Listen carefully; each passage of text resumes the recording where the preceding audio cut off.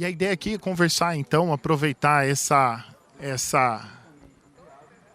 riqueza aqui de conteúdos, de olhares de diferentes regiões do mundo, e um olhar complementar, né? Nós temos aqui o Lucas Fiuza, que é o diretor de negócios da Apex-Brasil, e que, portanto, né, tem um olhar para o mundo todo, apesar de ser brasileiro, né, mas olha para o mundo inteiro. Então, isso vai ser muito rico. A gente vai começar pelo Lucas, depois a gente vai ter uma fala do Alfredo Paseyro, que é membro do board da Maizall e o diretor executivo da Associação de Semilleros Argentinos. Eu disse que eu ia falar semilleros, porque é argentino, e não semilleros.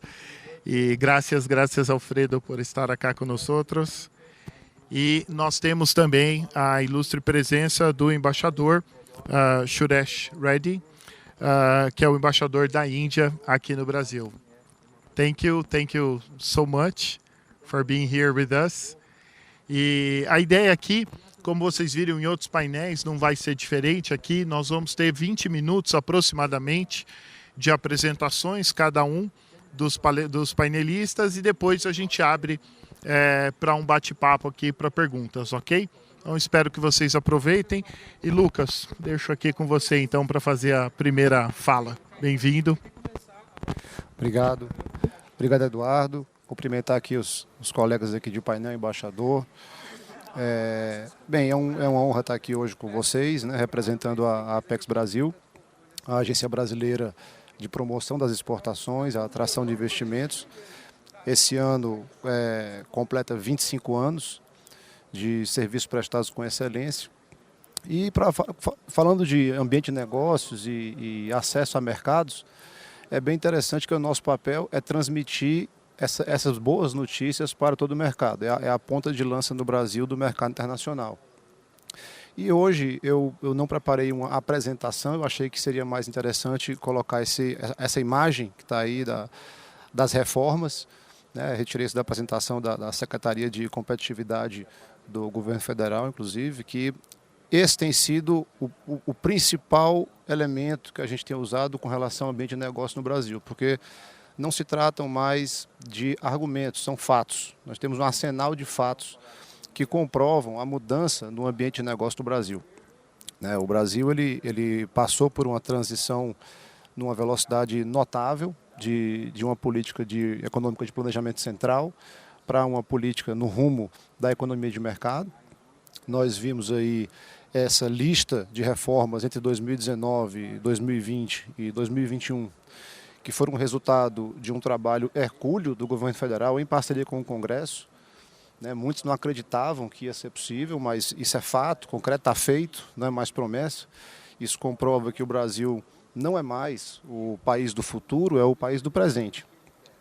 E diante dessa grande mudança estrutural dos fundamentos da política econômica do país, aliadas a uma abertura de mercado expressiva, a gente teve aí, nos últimos anos, o maior programa de concessões, autorizações do mundo em andamento, o volume expressivo de investimento internacional diante da estabilidade política, da segurança jurídica, que o Brasil vem apresentando. E o agronegócio se revela como uma powerhouse, uma locomotiva econômica do país, apresentando expressivos resultados e que agora se posiciona como algo de relevância indiscutível diante do cenário geopolítico. A gente viu aí uma série as discussões aqui do fórum são muito produtivas, são muito valiosas para que o mundo saiba a realidade, a verdade. E tem sido essa a principal estratégia na Apex de divulgação com relação à promoção das nossas exportações e atração de investimentos. É um trabalho de passo a passo, pautado pela verdade. O que nós estamos fazendo hoje em dia, quando nós fazemos esse esforço de divulgação do Brasil, não é mais aquela abordagem de venda, e sim de exposição de fatos para que os investidores, os empreendedores do mundo tomem as suas decisões em cima da verdade. Ou seja, diante do que nós temos a apresentar como resultados concretos e expressivos resultados econômicos reais também, frutos dessas reformas, como a inflação nossa hoje está mais baixa que a dos Estados Unidos, algo que nunca se viu antes. temos expectativas de crescimento econômico esse ano que vem sendo revisada para mais a cada 2, 3 meses, ao contrário do mundo. O mundo desacelera, nós aceleramos com dinâmica econômica própria. E o agro tem um fator fundamental nesse processo. Então tem sido muito gratificante e uma honra poder representar a agência nesse momento, em que é um excelente momento para você falar a verdade sobre o Brasil, quando nós temos uma pauta extremamente positiva, em um momento que o Brasil se apresenta como solução. Solução em segurança alimentar, solução como segurança energética e um porto seguro para os investimentos. Então aqui é mais um passo nesse esforço de divulgação da verdade, cooperação com todos os países que têm interesse em cooperar com o Brasil de forma equilibrada, estamos de portas abertas. E aqui é mais um palco, mais um cenário que a gente possa esclarecer mais uma vez e expor a verdade, podendo assim cooperar com todos os países irmãos nossos que estão nessa mesma linha. Obrigado, Lucas. Coisa esquisita aqui, né, a gente se ouvir. Tá aqui. Lucas, eu tomaria a liberdade só de adicionar, concordando totalmente, né, com você, né, de ser um país que pode ajudar, né, na segurança alimentar, na segurança energética, mas também na segurança climática do mundo.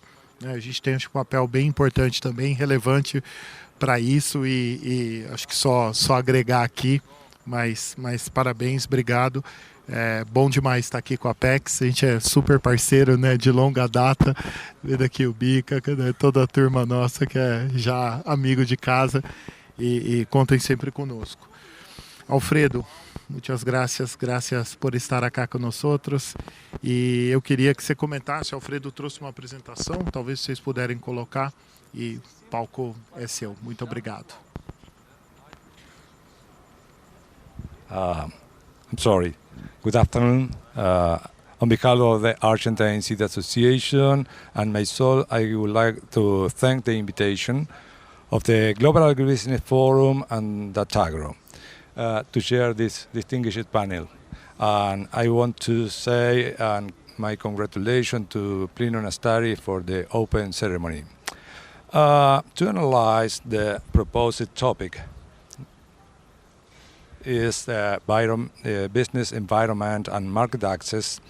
I want to do it from an extended PEST model, adding some relevant factors that must be taken into account. In this sense, the question that fit is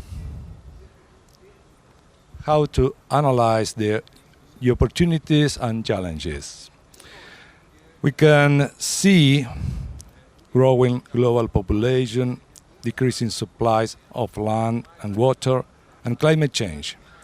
Already very known for all of us. But the food insecurity, the energy insecurity, military insecurity, and economic instability, they are unexpected new factors that we must manage also. They are a new factor, a black bear, Then, feeding a growing population is our duty, and this is a map where the size of the countries, each data point represent 500,000 people in each. For this reason, India is very, very big, like China. There is where the population will be grow to the 2050.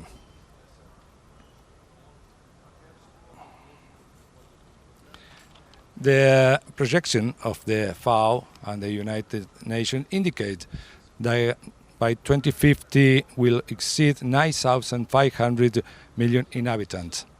But we know the greatest growth will occur in certain countries and regions where there are some obstacles to the market access, multilateral trade, and the use of technological innovation. In particular, those countries that do not have regulatory system that accept the use of biotechnology as a tool to improve productivity.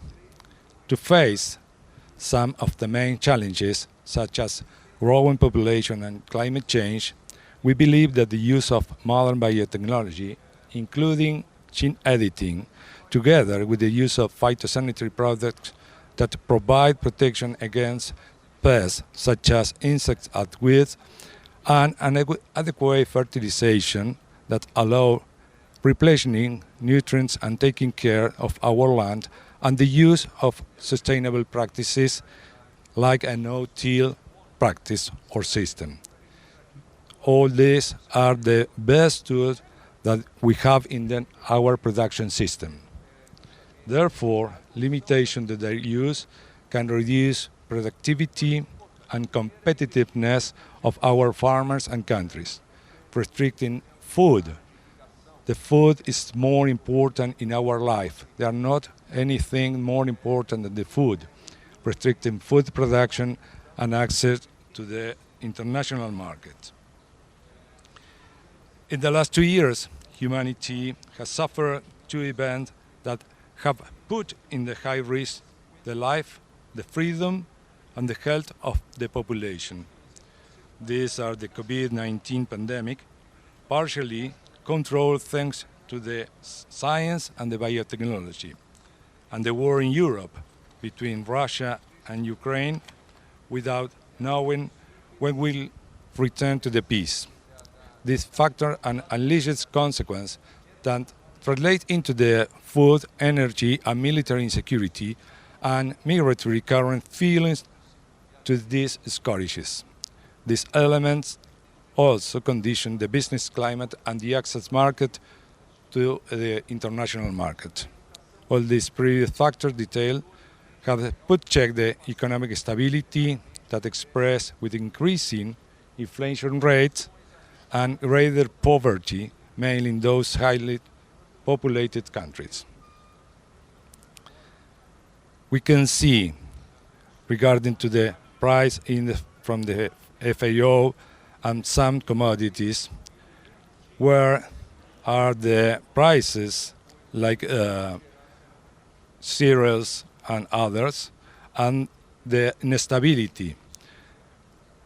All these values, they are from 2022, are over from 2008, which were the antecedent to the spring, the Arabian Spring, and below fertilizers and oil prices, remark the high prices and the instability also. The consequence of this insecurity and economic instability, we have seen some measures that have affected the normal business environment and access markets, such as rise in tariff or the partial elimination, for example, like closer export of wheat or palm oil, for example, in India.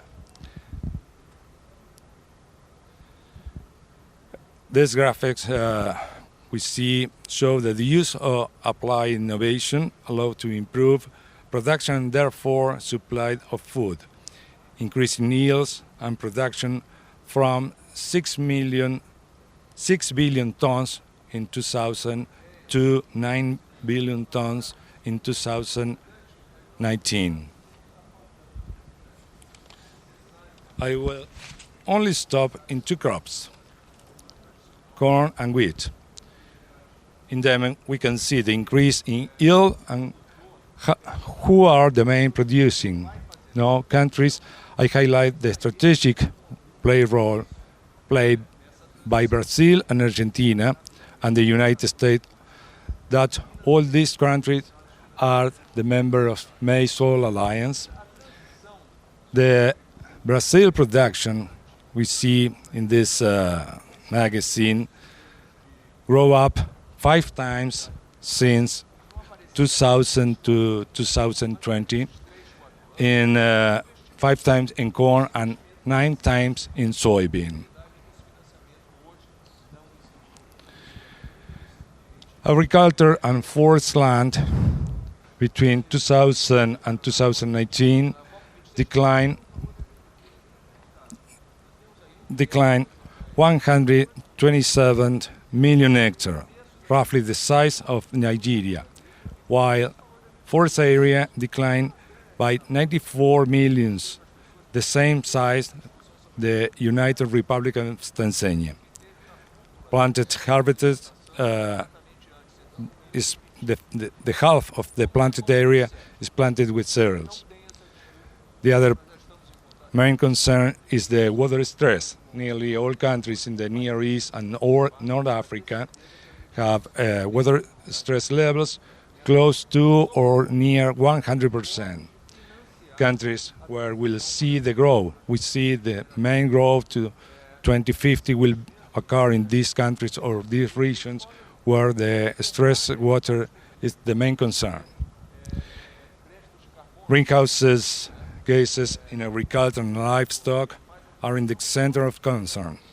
We must agree at the global level on the formula to measure them, taking into account the balances of productive system, not only in their emission, but also the captures.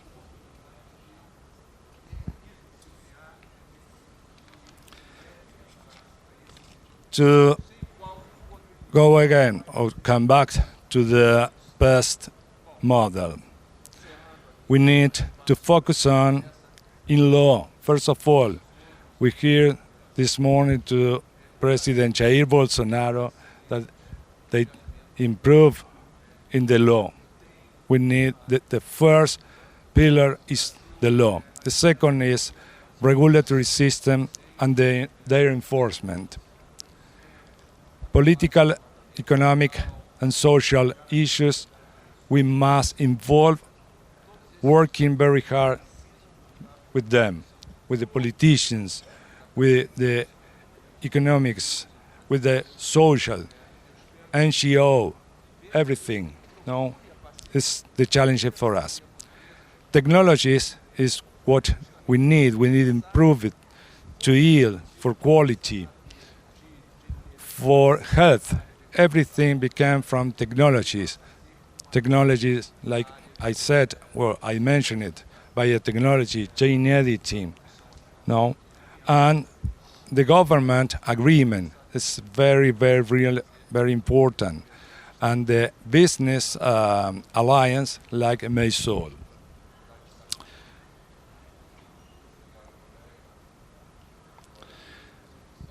There are some examples how governments, in the right side, a letter to the Australian signed by Argentina, Paraguay, and United Kingdom regarding to the gene editing. The right, more than 50 countries signed a letter to the World Trade Organization regarding to the phytosanitary SPS, phytosanitary, okay. And the last one is a photograph, the Maizall mission the last month. They were in Argentina. All these people are here. We came because we are friends. We are country that we use technologies and the same model in production system. We have challenges, I mentioned, but the point is to agree a common view regarding to the production, to the food, and the food security. Final remarks. Trade is a key instrument to secure global and food security. Food sustainability should be adopted as a production and market access condition. Adoption of technology is critical. Sustainability may be achieved in producing countries through a strong innovation process. Trade and food production regulation in importing countries must follow science to avoid ideological view. You know very well what's the meaning of. Regulatory system and market access conditions must not become a tariff barrier.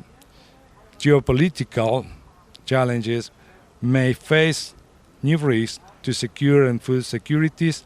And the last one, countries need to speed a new form of trade negotiation, including equivalence, and agree on the regulatory related to new technologies for food and feed production and trade. This is the message. Again, alliance with the government and with the private. Like-minded is part of the solution. We are many examples, and this is the way and we are working on. Thank you very much.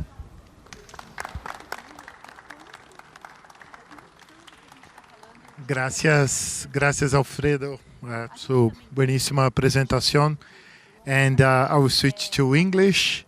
Dear Ambassador, thanks so much for being here.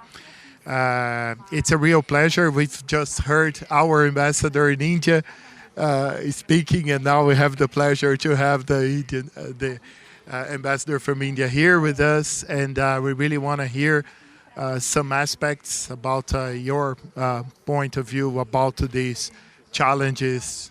And please, the floor is yours. Thank you. I hope I'm audible. Yeah? Okay. Because actually this is a completely new format in which I'm sitting, where we have 4 panels sitting on each side of the square, so as to say, and you're confused whose audience you're addressing, whether to the left or right or in the front or to the side. But I must compliment Mr. Nestari and his team for making it work. Because I was standing there and watching, and it took me a few minutes to understand that the mic is linked to your phone, to your headphone. I said it's a good system. And it was a pleasure listening to the remarks made by the 2 distinguished panelists, Mr. Lucas and Mr. Alfredo. Thank you. I'm going to approach it from a slightly different perspective. The sense I get is the topic today is more focused on international market access. That is the sense I'm getting it, because when I look at their presentations, that is how they have been approaching it. And it's understandable because both Brazil and Argentina are 2 large exporting countries, and it's very much understandable from that perspective.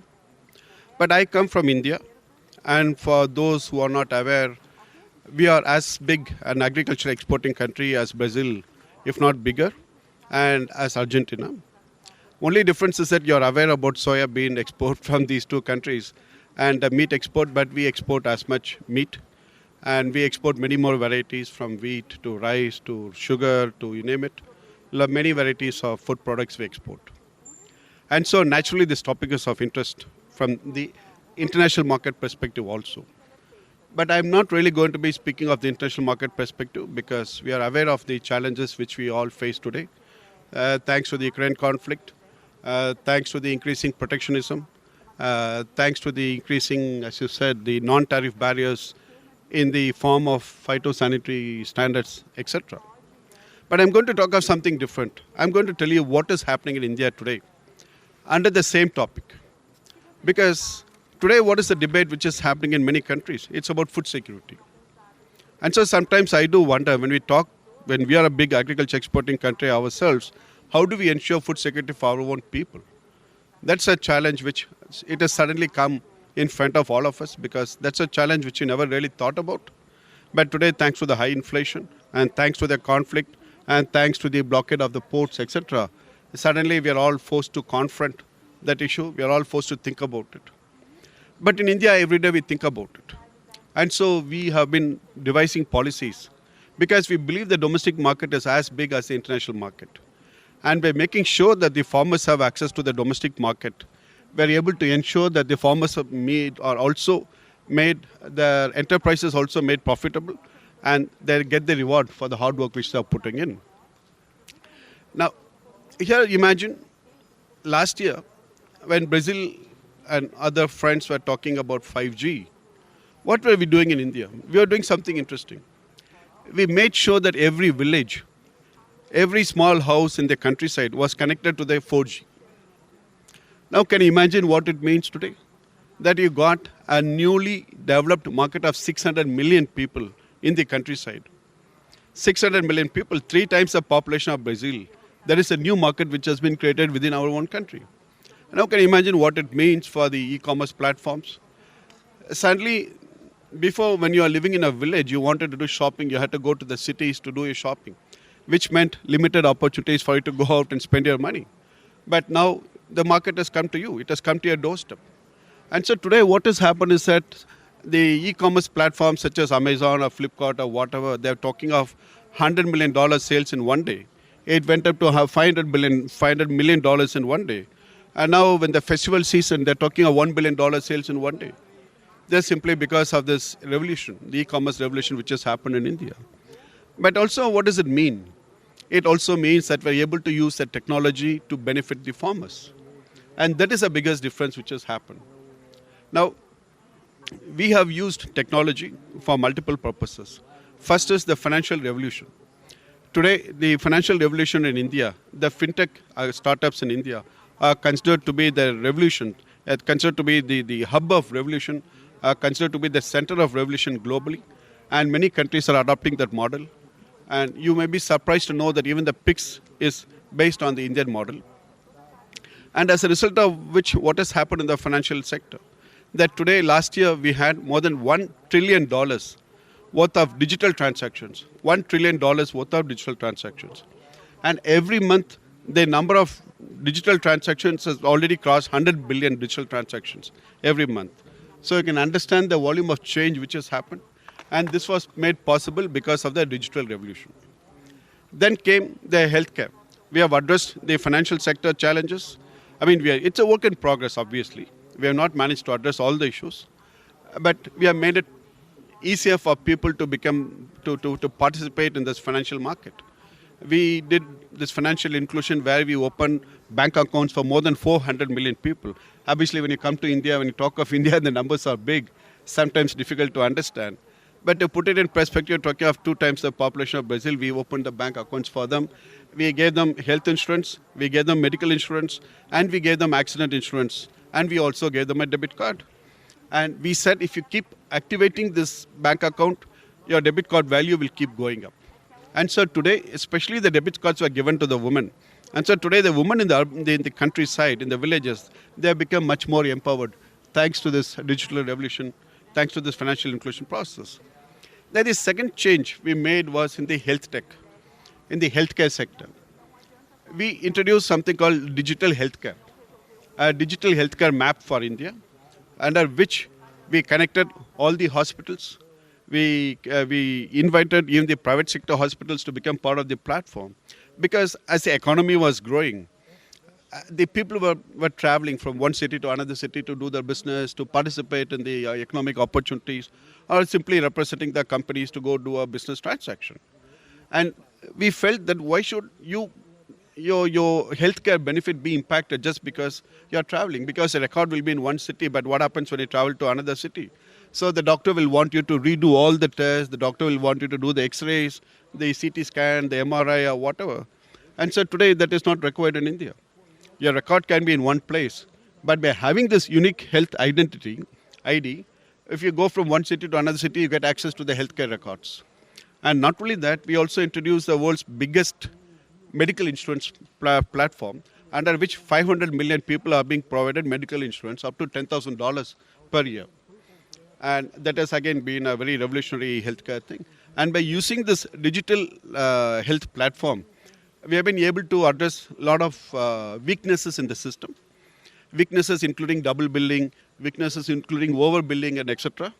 And so this has resulted in actual savings and resulted in more people being able to join the healthcare system. And then we came to agriculture. What did we do in agriculture? We introduced certain schemes, but fundamentally we came out with the objective. Our objective was very simple: double the farmer's income. And then we took steps one by one. Because I think while you are talking of representing the producers or private sector, whatever, here I'm talking as a policy maker. And so the duty for us is how do we make the policy which actually works on the ground? And how do we make things happen? In the sense of how do we actually double the farmer's income? And under which we started many schemes. Like, for example, we introduced a health card for the soil. so that they'll be able to assess the quality of the soil. We introduced a special credit card for the farmers. Under the credit card scheme, they were given a loan, something like 2% to 4%, depending upon the size of the holding. And one important measure we introduced was what we call ENAM, Electronic Marketplace for the Farmers. Now, before what was happening is India is not as big as Brazil, but it is still also a big country. And so the challenge is the same. Like say, for example, if I'm producing wheat in North India and rice in South India, I still had the challenge of how do I supply to the businessman in the North India or the businessman in South India. So I had to depend on the middleman, right? And so by introducing the e-commerce platform, and so online transactions were happening. And so the beauty was that the middleman who was taking away 10 to 20% of your costing, and which he was adding to his profit, and then he was adding another 10 to 20% to his costing in terms of the sales. And so while he was making a 40% cost, but the end result was that the producer, the farmer was getting less and the buyer was paying more. And then the consumer, ultimately us, the people, we were paying more than what was actually being the cost of the production. And so now what has happened is by introducing this e-commerce platform, and this has been developed by our Ministry of Agriculture, and under which live auctions happens. And the live auctions happens and each local marketplace. Now we have already included more than 1,000 local marketplaces under which this live auction happens, and then the product is shown in CCTV. So that if I want to bid for, let's say, one quantity of wheat, wherever I am, the CCTV will focus on that quantity of the wheat, and then it is certified. And then before the auction begins, all the sanitary testing, the certification, everything is done, and then that is also shared on screen.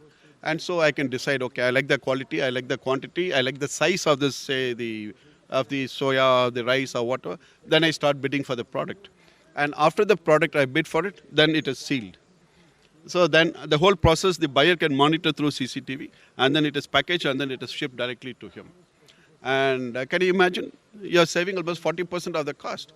And so in the process, the farmer's revenue has gone up by more than 20% of the thing, of what he would have lost otherwise. And just to tell you, the government has spent more than $200 million to develop this e-commerce platform. And already we have had a transaction worth some $20 billion on this e-commerce platform. And today we have more than 170 million farmers who are logging into it and who are using this e-commerce platform. And this is by the government. But in addition to that, we have today more than 700 agri-techs which are also developing similar platforms, but which are very focused, which are very niche products, are providing niche services, very specialized services. And some of them are already hitting the $1 billion mark in valuation because they cater to the very specific products in the market. And this has really made a very significant transformation in terms of how agriculture is approached today.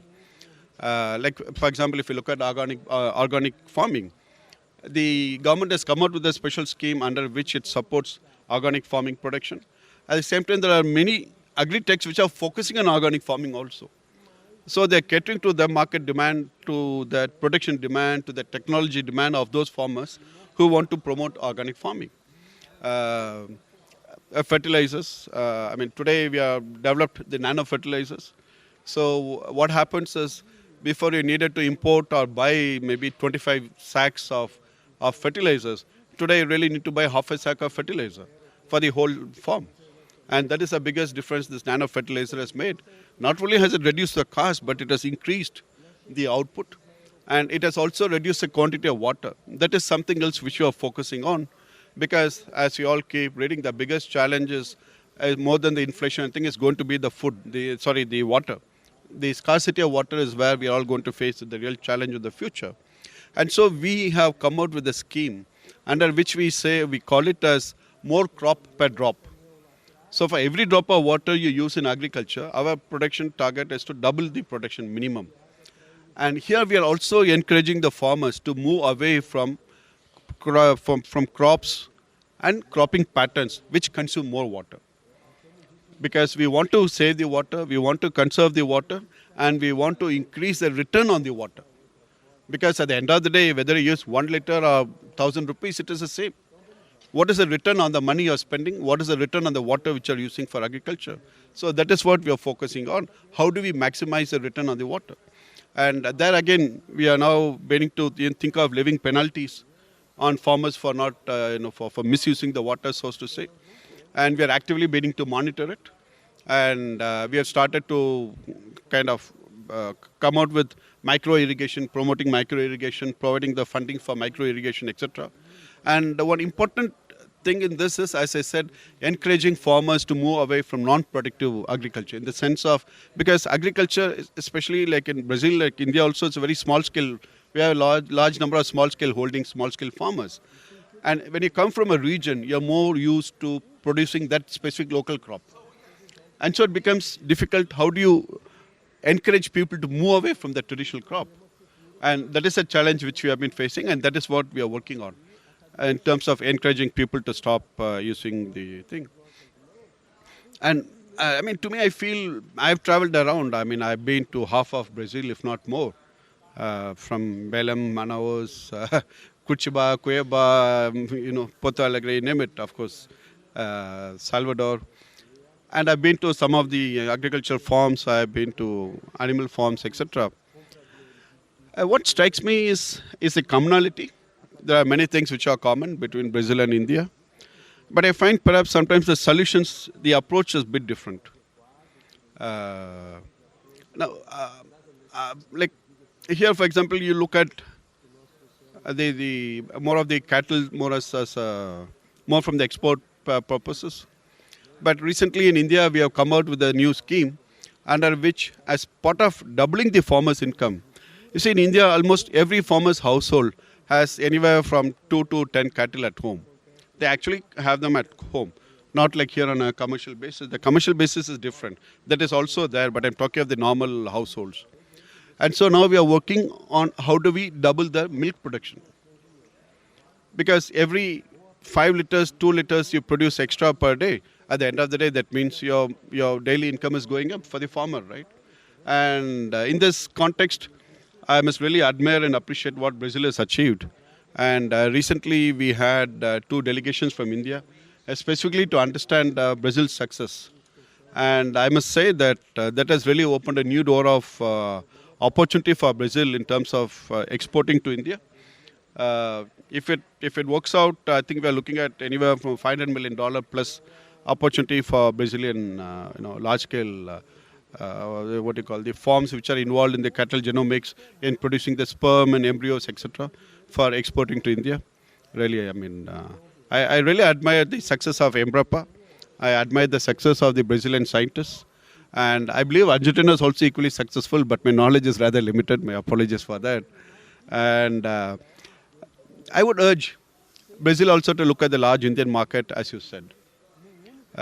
Because I find a lot of fresh juice coming from Europe to India. I find a lot of cheese coming from Europe to India. And now what is happening in India is that as today the number of middle class is going up. We are already, the numbers, anywhere you talk to anybody, they'll say 300 million, some will say 400 million, and some will say 250 million, but it doesn't matter. But what matters is that the size of the middle class is much larger than any other country. And second thing is that when you look at the Indian market, today it is not far because you're going even beyond to look at supplying products, right? But the advantage with the Indian market is that you have only one customs point to clear. When you clear that single customs point, whether it is in Bombay or in South or whatever, you have access to the huge 250 million, 300 million people. And the complexity is not there because you have to, again, same customs point you have to clear. And if you know English, it is manageable because 95% of the documentation is in English. And then again with English, you access one single large market of 250 million. But if you go to some other countries, you may have to, let's say, do it in Spanish or Portuguese or German or French or whatever. While in India, that issue is not there. You only need to have one language. And also today, thanks to the e-commerce platforms, I mean, as I mentioned, you're talking of companies which are having, not targeting, they're actually having $1 billion sales in one day. No other, very few economies give you that kind of scale also. And there are very few economies which are open also. where you can come and freely do this kind of trading. And I feel, just to give a perspective of the size of the Indian market, today, last 3 months, we concluded 3 free trade agreements with Australia. Australia is a similar commodity producer like Brazil. They also produce the same, meat, wheat, and whatever. Just like India. India is equally a big producer of wheat and one of the biggest exporters in the world. And then we concluded with the UAE and, of course, with Mauritius for investment purposes. But what is more interesting is that we also agreed with the UK to conclude the free trade agreement by October, within a period of 6 months. And we agreed to conclude our free trade agreement with EU by December next year, within a span of 18 months, 1.5 years. Because with EU, it takes a bit more of time, with the many partners involved in that. And it's simply because of the size of the market. They want to tap into the Indian market, A. And B, we also want to welcome them, because our people want to have the best in the world. And so they're willing to pay for it, they're willing to buy it, and we need those products also which all of you produce and which they produce. And that is how I feel they have recognized the Indian market. I want our Brazilian friends to recognize the Indian market and start looking at it more actively. Really. Thank you. Thank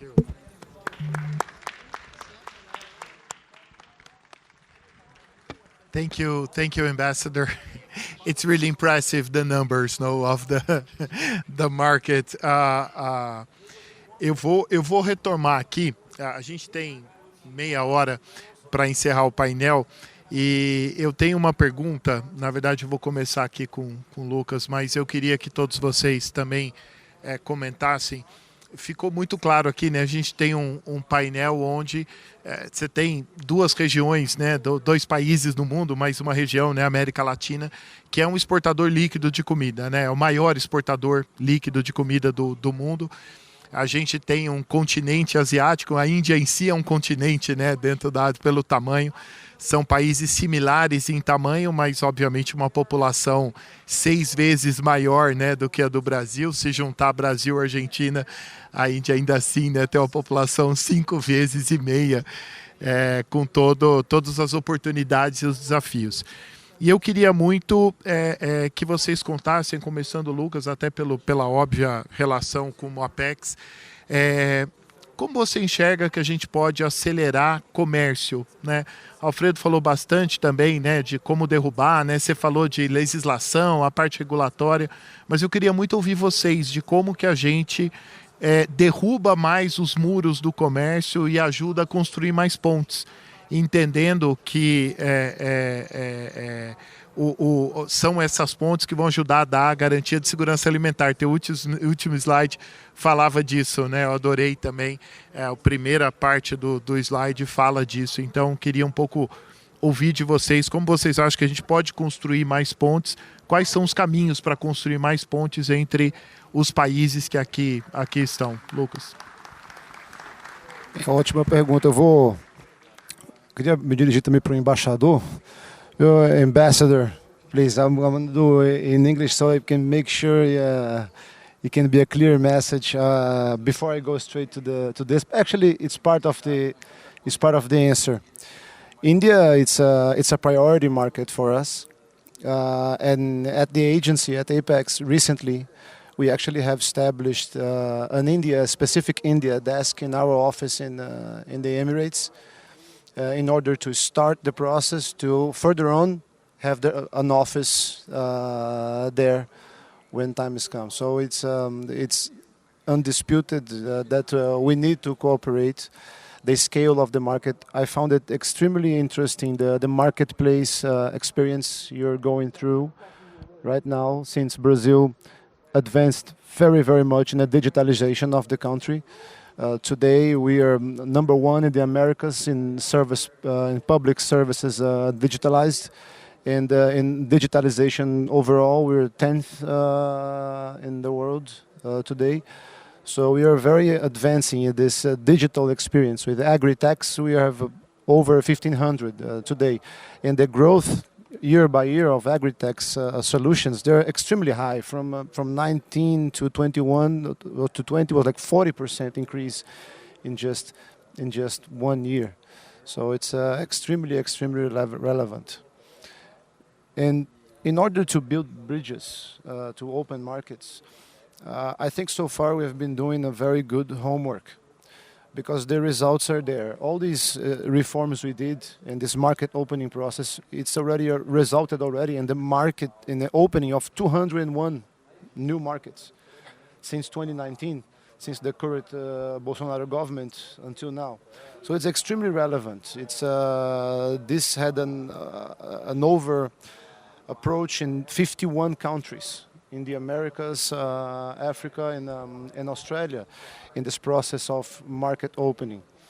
And we are looking for more. We are open, we are friendly, we are ready to cooperate. As you mentioned, many aspects also in Argentina with extremely good aggregation of value to agriculture experience, which is also very interesting. We're really looking for, because in this market process, market opening process, we are also adding value to our agriculture in an overall view. So really soon we expect to have a step forward, step ahead on the not only the volume but the value, the increase of the value of our exports. And this has been very, very prosperous for Brazil, because when you are friendly, you are willing to exchange technology, that it's confirmed, it's tested, it's fully consolidated. You have a liquid market, as you mentioned, that feeds already today about 10% of the world. And we still have to face sometimes a few barriers, as you mentioned, in order to open new markets. And these barriers, we have been confronting them lately with the truth, because most of the time the way to impose these barriers, it's all about a commercial issue.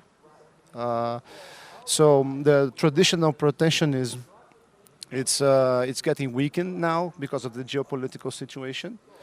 But we also had to face a lot of disinformation with image damage in order to contain this competitiveness, that it increases market share over and over and over at a very fast pace. So I think one of the ways, one of the paths that we can go through, it's through a very strong image strategy based on the truth. So we don't let this, which I consider the extremely immoral agenda, to really talk bad about Brazilian agriculture for commercial reasons, for commercial issues, because this fosters hunger. So based on the truth and a good image promotion to tell exactly what's going on. I mean, I was really amazed with the information about what India is going through. So this gives another round of motivation for us to speed up the process and enhancing the commercial relations. In Argentina as well, we've been together for a long time, doing trade for a long time with Argentina. And I believe it's time for us to unite in order to fulfill this new need of bridge construction into new markets, because the world needs it and we can supply it. So that's why. Ficar claro aqui, né? Cooperação, parceria. Alfredo, queria ouvir pouco de você também. Very, very short. Two words: cooperation and sharing the knowledge. I think that is the way to construct the building. We are knowing today and tomorrow that. No, sharing knowledge, experiences. Really, I was amazing about what is the situation regarding to the artificial intelligence in India. No, this is a very good example, because both we were talking about the food, the security, the technologies, and the ambassador talk from other sides and other kind of technologies. Then this is the point. Our government, our agencies, our companies, we must cooperate and sharing the knowledge. Ambassador, really want to hear your view about this cooperation and how can we get closer as regions that we really want to produce. We understand what does it means, food scarcity, water scarcity. We are on the same page. I love to hear when you mentioned that we have the challenges are quite similar, but the approach are different. I really want to hear more about it. You see,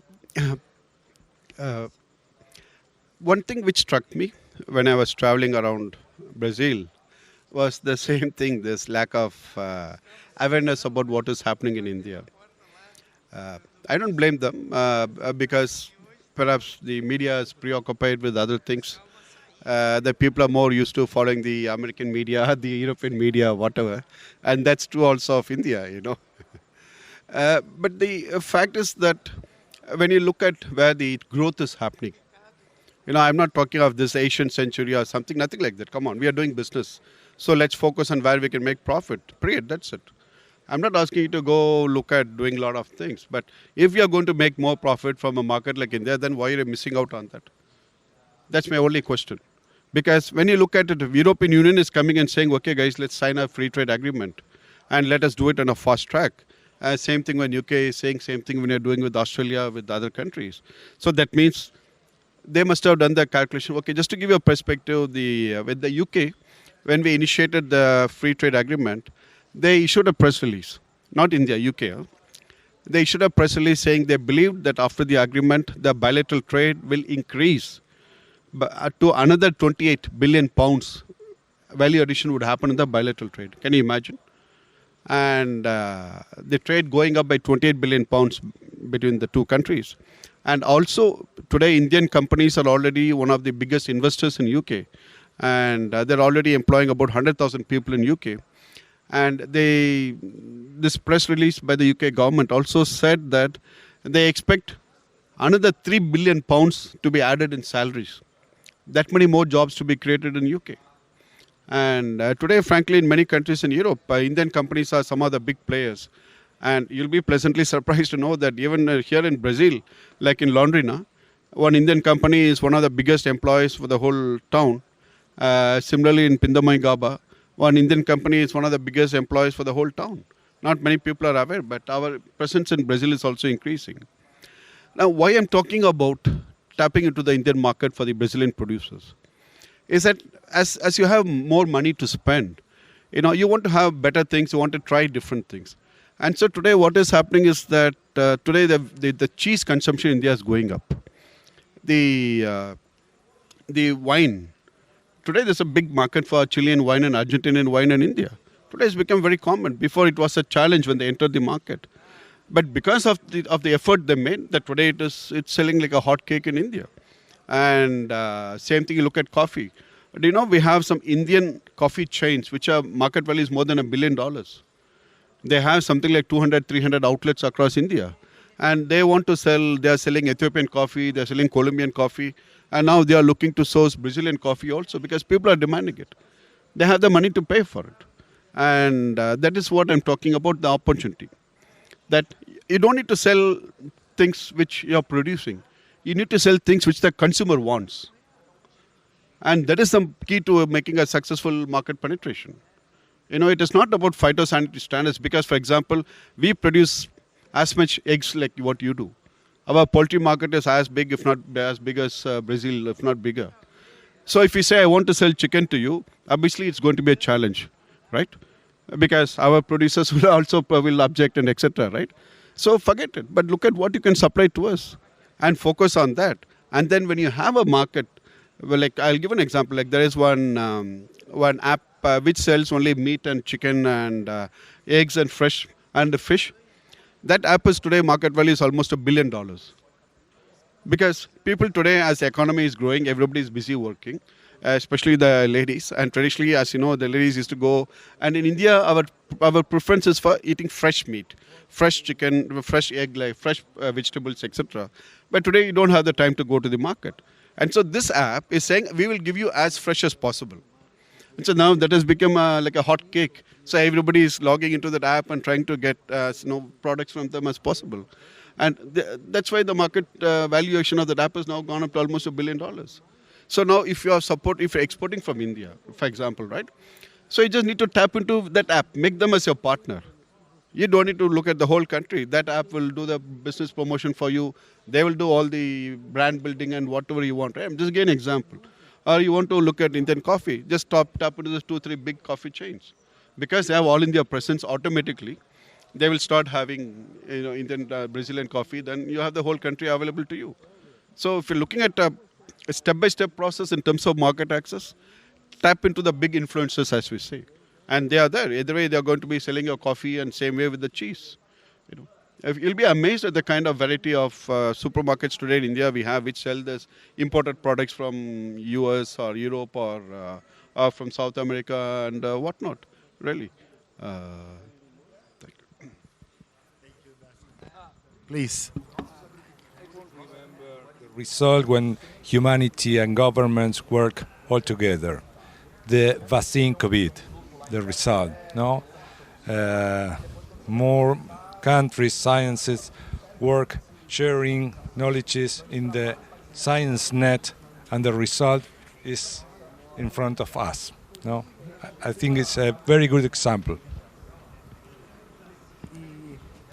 Alfredo, eu queria te perguntar, você mencionou, e fica à vontade também, Lucas, a comentar, mas você mencionou bastante de biotecnologia, né, dos desafios. A gente viu recentemente o tema do trigo resistente à seca, né? Foi liberado, agora foi liberado no Brasil. O Brasil é um grande importador de trigo, a Argentina um grande exportador.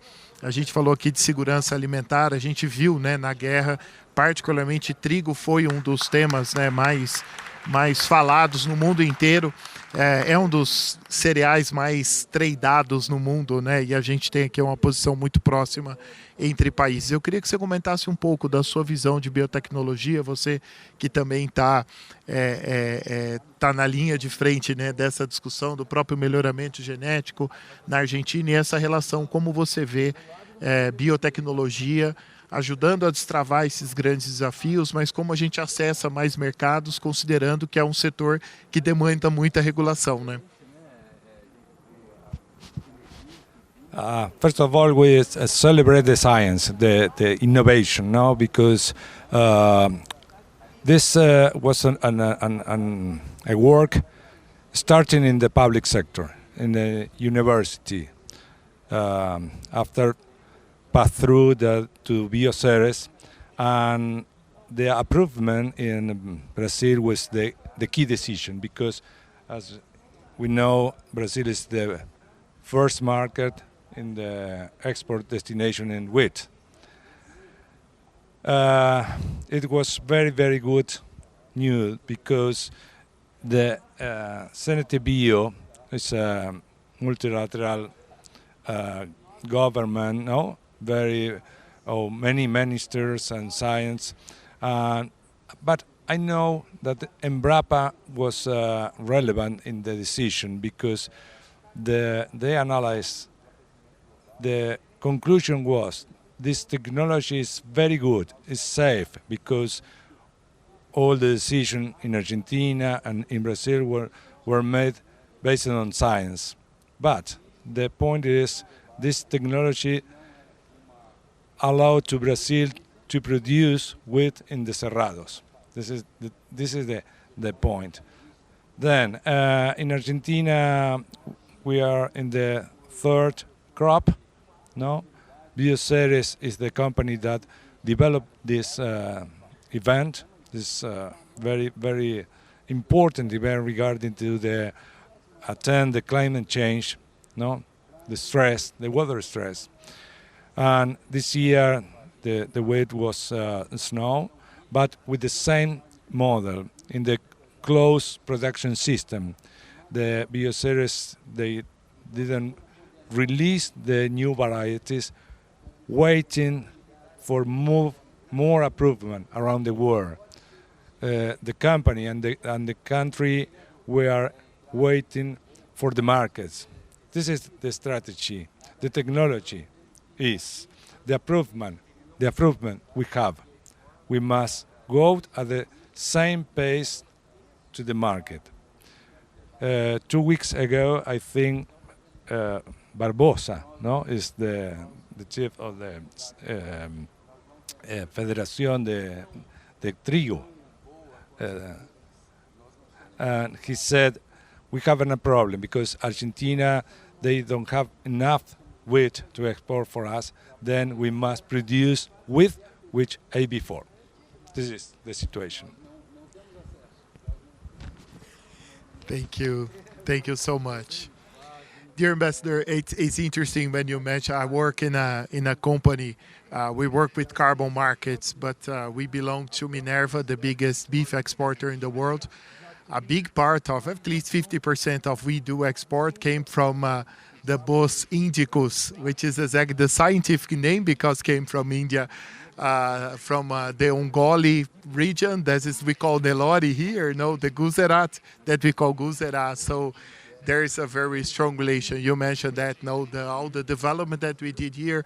Now we are talking about the genetics with Apex, no, the importance to do that, to help to increase in the both sides the genetic quality, to increase dairy productivity, beef, leather, all the things that come with that.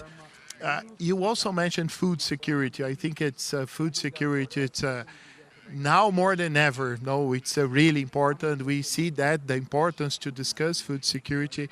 A huge challenge to feed the world, but it's important to remember, no, the numbers when you mention 1.4, almost 1.4 billion inhabitants among the 7.7 on Earth. So when you talk about food security, it's not possible to talk about food security without talking to your country. And I want to hear a little bit more about, you mentioned the importance of digital solutions. So how can technology with finance, it's interesting to hear because we also mentioned the agtechs here, the importance, and I really believe that your words that yes, we can, we have quite the same issues to bring more technology in the field level because you have, for obvious reasons, much more smallholders than we do in the region, in Latin America.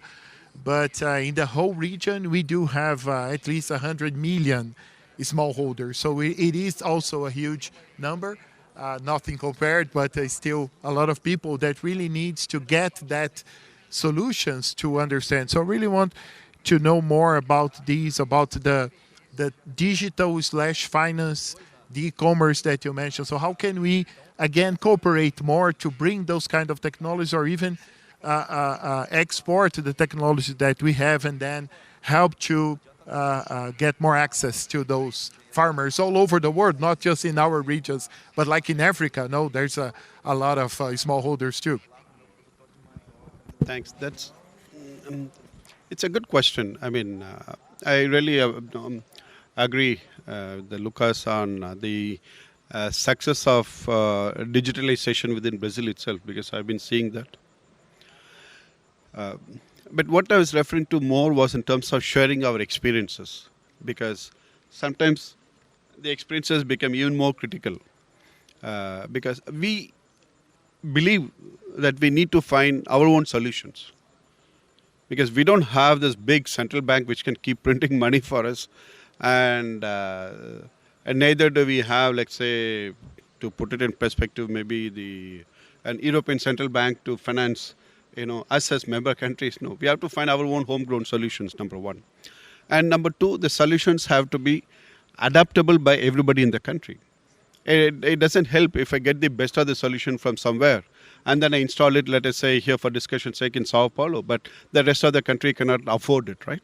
So I have to find solutions which are workable, which I can increase in terms of the mass, scale and applicability and acceptability, importantly. So that is one key challenge which we have, and that is what our approach has always been, that to find solutions which are universal and which can work at a mass level. We initiated this scheme called Aadhaar, which is a unique biometric ID. We are given to every Indian citizen. We are talking of more than 1.4 billion Indians who have this unique ID, number one. Today it has become biometric. Now, something very interesting. This was something which we never really thought about when we initiated that scheme. The banks. Before, when you went to a bank in India, you needed to have somebody to recommend you, and you needed to have somebody to second you. Okay, to show that, yeah, he's a good guy, he's trustworthy, so he can open a bank account, right? Now imagine the forms being signed in duplicate, and then you have to put a photo, you have to fill in all the details, everything. And so in a day, the bank manager could process maybe 10 applications in a day, because it takes him also half an hour to process each application, right? Or maybe 15 applications a day. And you needed to have this big storage space to keep all those files and everything. But after this biometric thing was introduced, I'm talking about this change happened about 5 years back. If when you go to a bank, there's just a small one, as big as, not even as, maybe as big as this, that's all. And just go put your thumb in that. And then you'll get a message from the biometric authority, the government authority, saying, this bank is accessing your data, is it okay with you? We say yes. Then they get access to the data, and everything comes up on the screen, pre-certified, as we say. So now the whole process takes 30 seconds. And then he only takes my, not even on a paper, my digital signature, and that's it, finish. Your account is open, and then you'll get all the details by WhatsApp, by email, by everything. Now imagine, 30 seconds. Do you know what is the saving this card? Before to open an account, it used to cost almost $5 for the bank. Because the time the manager has to spend on opening the account, the number of papers they had to buy, the number of prints they had to take print out, and then the storage space and everything. So today it has come down to less than 10 cents. So 4.9 cents became actually profit for the banks. So you can just imagine. I mean, forget about the convenience, forget about ease, forget about everything else. Just simply the profit of the banks went up by so much. It's something which nobody really thought about, but that is one of the benefits of technology, using technology. Now, when it came to this food security issue, we also use the same technology. Before, there are a lot of leakages. What we do in India is that we have something called public ration system, under which we give, rice, wheat, pulses, and cereals, and all this stuff, and also cooking oil to the people, to the poor sections, to the weaker sections of the society. But we used to have one card. In the card, the names and details of the family would be entered into that, and then again you had to keep renewing the card, you had to keep going to the local office, get it renewed, and etc. every year and all that. And there are a lot of leakages. So we made the whole system technology driven. What you're doing in the bank is what you have to do in the office also, where you go to collect your ration, right? So you actually have to go physically present your thumbprint, then they will give you the ration. So now there's no more leakage. So because it is matching against your thumbprint. And in the process, you'll be surprised to know that we saved more than $4 billion. It was actually calculated how much money the government saved, because again, the volume population is quite high, right? So again, with that $4 billion, naturally that money is used for other activities, right? What is saving is money which is used available for investment, right? So the government was using that money for putting in something else also. And we made sure during the COVID, we did not really give monetary assistance to the people, but we gave them the food grains.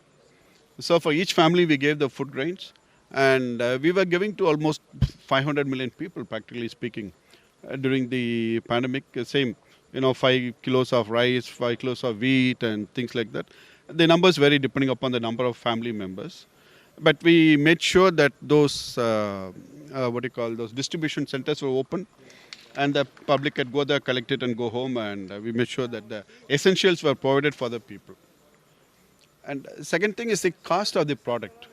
We have been working to reduce the cost of the product as much as possible, so that it is available, it is possible. We also have the same challenge as inflation. Our inflation is about 7% or something. I mean, you were mentioning about inflation.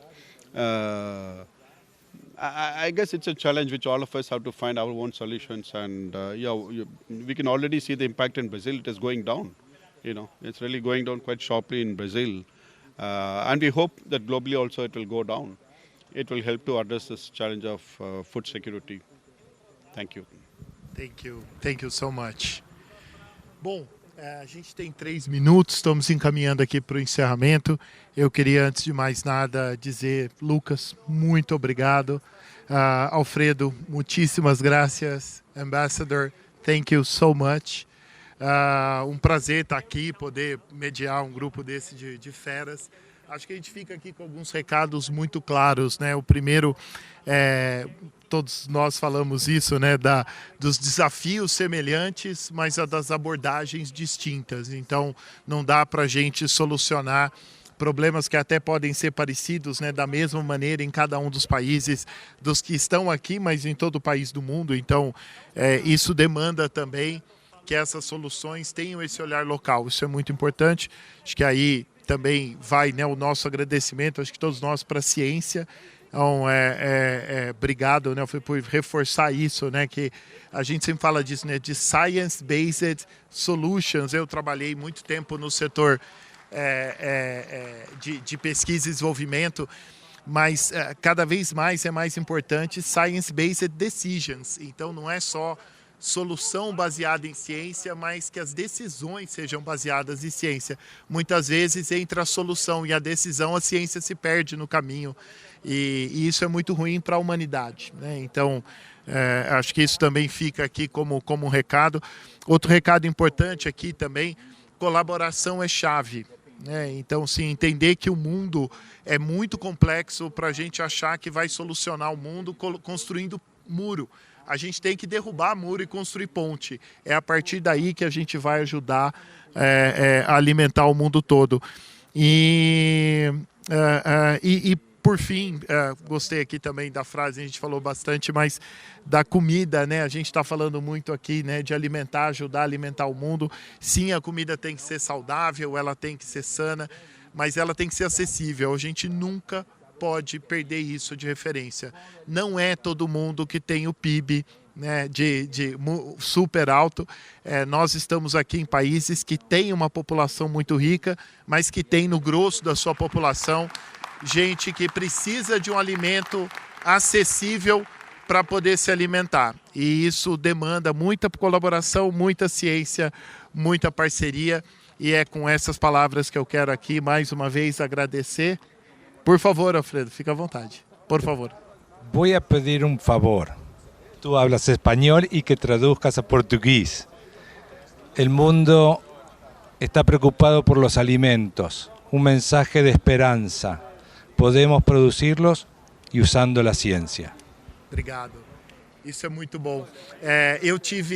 Eu posso até agregar, eu tive na Alemanha faz 3 semanas e eu ouvi isso da vice-ministra de Agricultura. Ela falou, olha, nós estamos numa crise alimentar, numa crise energética e numa crise climática. Vocês na América Latina são uma potência alimentar, energética e climática. Por favor, tomem a liderança que vocês precisam para ajudar o mundo que tanto necessita. Esse é o momento, essas são as pessoas que farão isso. Muito obrigado mais uma vez e que tenham todos uma boa tarde.